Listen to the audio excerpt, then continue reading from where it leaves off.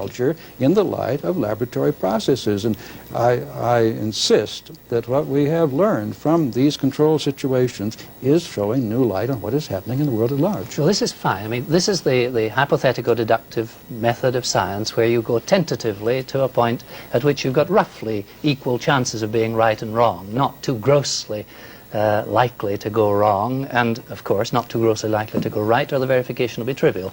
I've no objection to that in principle, you know, done with humility and all that. But what bothers me is the extraordinary misconception, if that's all that Mr. Skinner means, extraordinary misconception of the public image which people seem to have of him. For example, he said just now that he wasn't a theologian and he wasn't prepared to say that there was anything wrong, I suppose it was, with what I was saying about God. Well, this is extremely important because, again, if I may, suppose there is God, and I believe there is.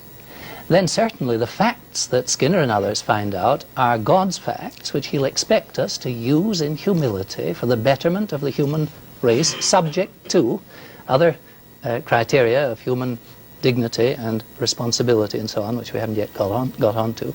They're his facts, and we have him to thank for them, even the work which, in fact, especially the sort of work that Professor Skinner has been able to do in a way which leaves no room for doubt. After we baptize it? No, this is the point, you see. Just as you thank God for your daily bread, so you thank him for anything you find in science, even if you don't explicitly baptize it in any ritual way.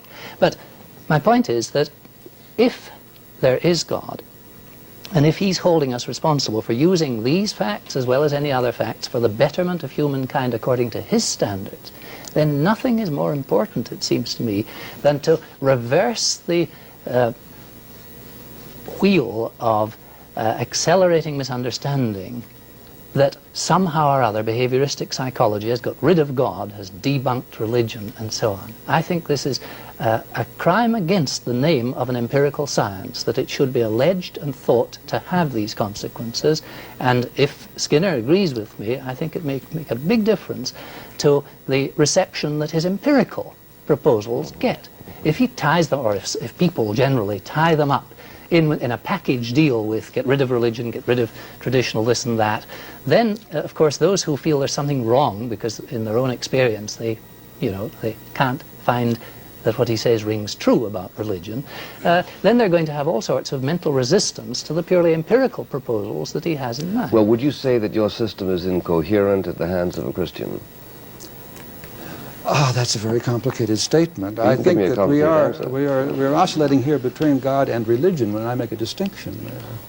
But do you? I am in no position to pronounce any judgment on the existence or non-existence of God. I can pronounce judgments on the effect that religion has had on our culture. Now, are you raising that problem or not? No. I think I am certainly speaking from a Christian point of view, a biblical Christian point of view, taking, as far as I can see, the sort of position about theism that the Church traditionally has, that the Bible presents. But I think that, as far as I can see, the fault of the Church down through the ages has not been that it has practiced theism as biblically set out, but rather that it hasn't. And it may well be that some of those who are most vociferous against what they call religion today would find themselves echoing the sort of thing that, say, the Old Testament prophets said about the established church of their day. I do think we ought to stick to what amounts to an empirical claim that the New Testament makes, that there is God, and that if a man's ready for the consequences of coming to grips with God, God is prepared to come to grips with him. That's an empirical claim. It's that I think we should first concentrate on, because if there is God, then he will be prepared to open men's eyes to what's wrong in established religion, if there is something wrong, even though the established religion has spoken in the name of God. Well, so I agree there's a distinction between the two, and I think the important question is the empirical one. Was Jesus Christ telling the truth? In the sense of, if you like, an experiment. Is it true today what he says can happen to a man, not through weird experiences or mystical nonsense, but through the ordinary day-to-day experiences of his life? Is that true? There are many today who would say... Here and now, or in the future world? No, I mean, here and now, for you and me, if we approach God in the sort of spirit that Christ showed. You're not giving us Pascal's wager now. No, not in the statistical sense. Well, Mr. Skinner, you said a moment ago that you are equipped and authoritatively to comment on religion insofar as it has played a role in our culture. Now, is anything that you would be prepared to say on that subject contradictory to what Mr. MacKay has ventured? Well, I'm having a little trouble digesting what he has said, and I couldn't tell you yes or no that it would be contradictory. What I meant by commenting upon religion as such, I'm in no position to give you a complete account of religion any more than the complete account of anything else. But the history of comparative religion and so on throws some light on why men have composed religious practices and documents and texts and so on. And that is a part of the subject matter of the science of behavior. It's not one I've specialized in, and I would not want to go very much further in it. I would expose my ignorance. I think that's very important, that it is the science of religion is an empirical science like any other, the study of the extent to which religious notions and practices correspond or don't, and what history they've had. A Christian is obligated to the God of truth to go into that area with an open mind and listen and look, just as any other.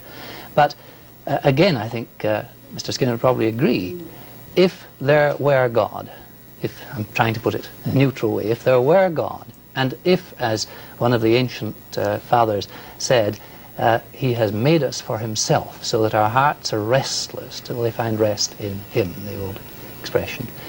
If that were true, then of course you would expect to find the sort of thing you do find, that throughout the world, in a very great variety of tribal conditions and so on, some kind of restlessness, some kind of religious aspiration and so on is found. So I'd say that at the very least the data of comparative religion are neutral here, and I think perhaps Skinner's not denying this. Well, let me ask you this rather more directly, Mr. Skinner, in the light of the publicity that your book has gotten. It seems to me that most people understand it to say that there is no consideration beyond the cultural consideration that would inhibit the planners of your utopia from having their way, whereas by contrast, for instance, there is the in many ways distinctively religious notion that certain things you can't do to a human being.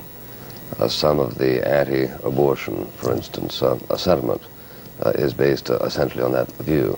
Now, would you say, therefore, returning and recasting the question I asked you a moment ago, would you say that it is incompatible to believe in your system if one simultaneously entertains religious beliefs which activate this feeling about the essence of the individual human being and his untouchability? Well, I think there is an incompatibility to this extent, that religion, and particularly the Christian religion, has emphasized the uniqueness of the individual and his contribution, his role. He's a self-determined individual who can make choices. He is to be held responsible and subjected to the most wonderful rewards or the most vicious punishments portrayed in hell and so on. I think it has been an effort to rally the individual, to strengthen him to the fullest extent, and has joined with the literature of democracy, which has done a somewhat similar thing with respect to earthly powers and so on. This is all part of the advancement of a literature of freedom, and I don't want to give the impression that I'm against that at all. I think it was terribly important at one stage in our culture for the individual to be strengthened against controlling forces of one kind or another. But that does not mean that the individual originates control any more than the despotic forces originated it. And to call all control wrong simply because we have emphasized the kinds we don't like is to overlook the great danger that we are being controlled when we don't know it, and when we are doing things that we feel we want to do, when we feel free. I don't believe that the feeling of freedom is a proper criterion here. Could I come in on that Yes. one, because this was something we had postponed. I think, you see, that Christianity, if we go into it, comes down on both sides of that fence. On the one hand, it does, of course, say that each individual will have to stand before God and answer for the use he's made of his opportunities and so on. On the other hand, it emphasizes that we are members one of another, and it is indeed diametrically opposed to the sort of liberal tradition which Milton was caricaturing. But the question in my mind is not is it a good idea to recognize our freedom, but is it a fact that we are free? And I would like just to mention why I think it is a fact. You see, if you take an outsider's view of a system, whether it's a mechanically conceived system or a psychologically conceived system, then in principle you could imagine that we could, if we were the outsiders, see enough of the game to be able to predict the outcome of a man's choice, let's say. And this might lead us, and I think sometimes it's led Skinner to suggest, that therefore if he feels free he's just under an illusion, you see. Oddly enough, this isn't the case. If the prediction of the action that the man has yet to choose to take in the psychological, ordinary psychological, operationally defined sense of choose, if that prediction depends on the state of his brain, then even though we had a complete specification of the outcome, that specification couldn't be equally accurate whether or not he believed it. All right? Because his brain, if he believed it, couldn't be in the state that we took into account when making the prediction. So there doesn't exist, when you have to choose, and I'll finish with this because I don't want to be too long, if you have to make a choice in the normal sense, then even though your brain were as mechanical as the solar system, there doesn't exist a specification of the outcome with an unconditional claim to your assent, in the logical sense, a well-founded claim to your assent, unconditionally, because either it's been predicated on your not believing it, in which case if you were to believe it, you'd be mistaken, or else, if you're clever enough, you might be able to cook it into a form which, if you believed it, it would knock your brain into a state which would make it then come true, but then, by the same token, you would not be mistaken if you disbelieved it, because if you disbelieved it, your brain would not be in the condition it presupposed. So that, in that sense, a man who faces a normal choice is free, i.e., he is correct to believe in the non-existence of an unconditional specification of the outcome. Now that's, I think, what makes us responsible, and it has no tendency whatever to deny the mechanistic explicability of the causes from the outside. Again, it's the nothing buttery fallacy. If you confuse those two levels of analysis, the spectator analysis, which is the proper one for Skinner and me in our professional capacity, if you confuse that with the agent's own, the actor's analysis, then you make a logical nonsense. And the odd fact is, I believe, that corresponding to a deterministic, even a deterministic spectator analysis, the agent's own view, correct view, logically correct view, is that the outcome is as yet undetermined. May I just, I do not want to get back to theology, but I would remind you that it is determined if there is an omniscient God who knows what you're going to do. No, I think that's very important. That's another common fallacy. Well, let's not get back to theology, May I comment, though, on this systems analysis? No, you're not going to get away with that one. Even an omniscient God cannot specify the outcome of a choice you haven't yet made in a form which can equally claim your assent whether you accept it or not. This is good Presbyterian doctrine, and I was raised in it too. This isn't a matter of doctrine at all. This is a matter of logical analysis. No, it's not. It's one of the well-known misinterpretations of the doctrine of divine sovereignty. That you can't have free will and divine omniscience. Right. But this is a fallacy. May I claim equal time? Sure. Then we'll get to the panel here. No, this Professor MacKay has approach this problem from the point of view of a systems analysis or an information theory analysis backed up by brain circuits and whatnot, and logic. Now, it's customary to accept logic before there was any human behavior at all. Man was born into a world equipped with logic, you say. It was all there waiting to be applied. I insist that the real fallacy is believing in truth or falsity or any of the other truth value systems which logic has proposed. We need an empirical logic which will be based upon what men are actually doing when they are arguing logically. And I do not believe they are approximating some kind of truth system which lies beyond them. This is a basic disagreement, and I would be willing to... It's not. Nobody's been talking about truth systems. I think there are statements which can be recognized to be incompatible, and they can be incompatible within a particular system. And what I'm saying is that the statement that a man is free and faces an undetermined choice is not incompatible with the statement from an observer standpoint that the mechanical processes giving rise to his behavior are determinate.